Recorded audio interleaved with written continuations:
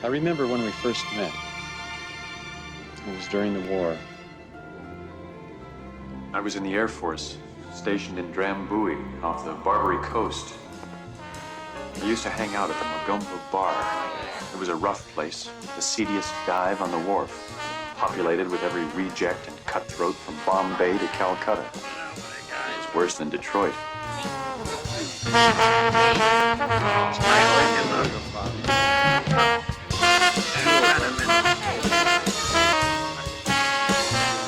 The mood in the place was downright ugly. You wouldn't walk in there unless you knew how to use your fists. You could count on a fight breaking out almost every night.